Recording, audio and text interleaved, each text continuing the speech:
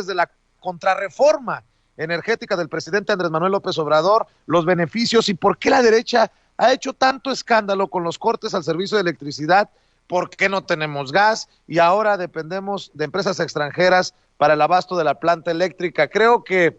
ahí está el meollo del asunto para entender la situación. ¿Por qué hacen tanto escándalo los de la derecha, mi querido Jesús Lemus?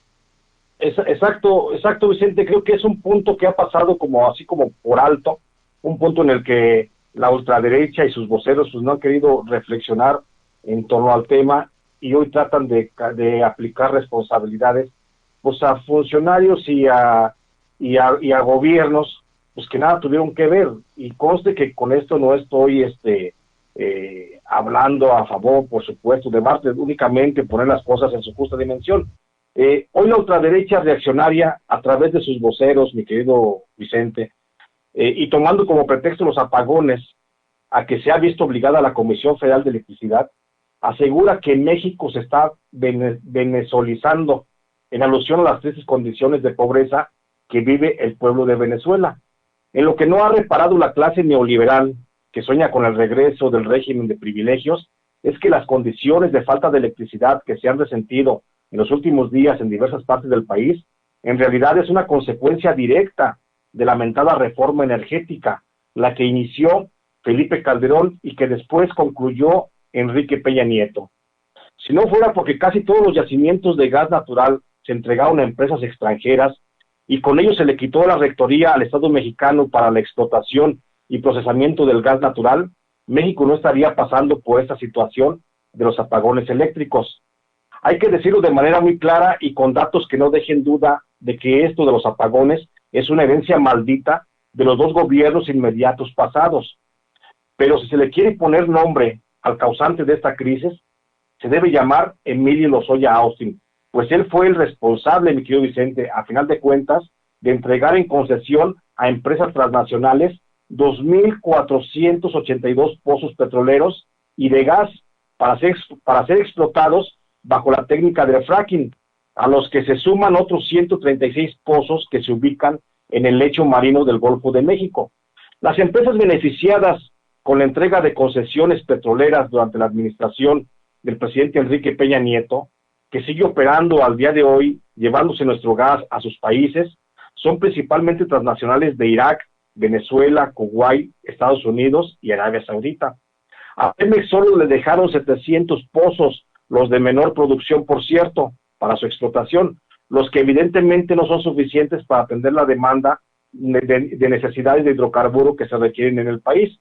Otras empresas a las que se les otorgaron a cambio de nada la riqueza petrolera nacional y que al día de hoy siguen haciendo el mayor saqueo de recursos en la historia de nuestro país, son transnacionales de Colombia, de Canadá, Reino Unido, España, Holanda, Malasia, Argentina, China, Australia, Rusia, India, Tailandia, Noruega, Alemania, y la lista podría seguir.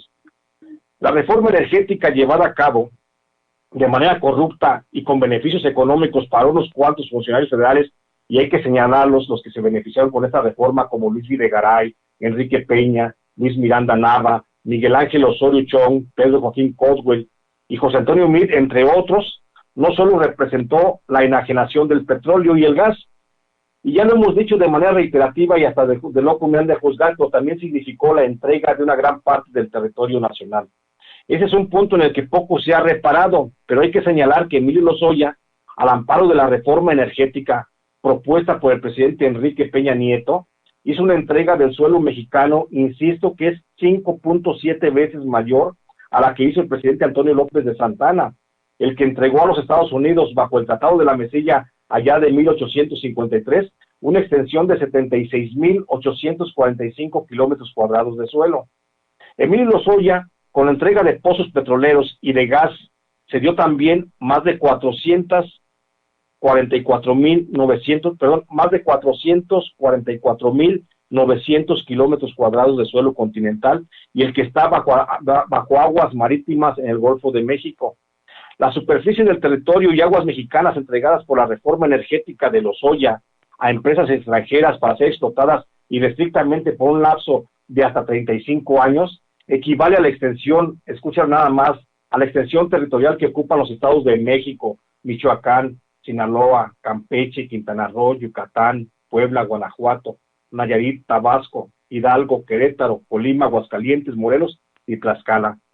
Así, hasta el día de hoy, son más de 70 las empresas extranjeras de las que depende la Comisión Federal de Electricidad para su operación, tales como APCO Servicios y Energía, BHP, Billington Petróleo Operaciones de México, Calicanto Aceite y Gas, Citla Energía, Promotora de Desarrollo de América Latina, Chevron Energía de México y Eni de México, entre otras, que son las que deberían de estarle suministrando gas y que no lo han hecho. La falta de gas para la operación de las plantas termoeléctricas de la Comisión Federal de Electricidad también se debe a que en la reforma energética nunca se contempló la obligación de las empresas transnacionales para que dejaran una parte del gas en territorio mexicano, permitiéndoles que dispusieran de ese recurso y lo sacaran del país en la medida en que así lo decidieran. De todos los proyectos de fracking autorizados por Lozoya Austin, 1,114 pozos se ubican en Puebla, otros 733 están en el subsuelo de Veracruz, 250 se ubican en Tamaulipas, 138 están en el estado de Tabasco, 93 más se encuentran en Nuevo León, 64 están en Campeche, 36 en Chihuahua, 35 en Coahuila y 19 más en San Luis Potosí. La producción de gas natural que logran las empresas transnacionales en México al día es de 4,800 millones de pies cúbicos.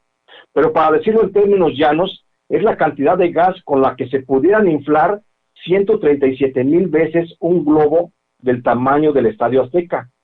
De esa producción, el 97% se va al extranjero y solo el 3%, es decir, 4,000 veces la cantidad que cabe en un Estadio Azteca, se queda para el abasto de la población.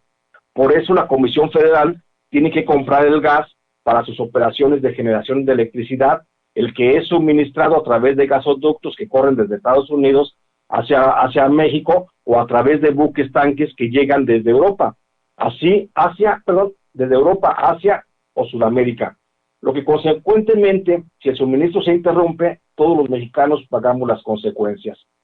Esos son los resultados de la reforma energética de Peña. A pesar de que somos una potencia petrolera, no tenemos hoy acceso a los recursos de hidrocarburos, ni siquiera para atender a las necesidades más elementales, como es el suministro de energía eléctrica. Por eso da coraje, mi querido Vicente, que los mismos que al escuchar que los mismos que aplaudieron la reforma energética de Peña Nieto, hoy sean los que cuestionan la operatividad de la Comisión Federal, sin ver que lo que hay en el trasfondo es realmente la reforma energética y tratan de culpar al actual gobierno y sus funcionarios de negligencia. Por eso es importante, mi querido Vicente, pensar en la contrarreforma energética, que seguramente el presidente de la República habrá de insistir para que se lleve a cabo, a fin de devolverle la autonomía energética a México, que a final de cuentas es la que ahorita en este momento nos tiene preocupados. Ese es mi comentario, mi querido Vicente. Pues qué interesante.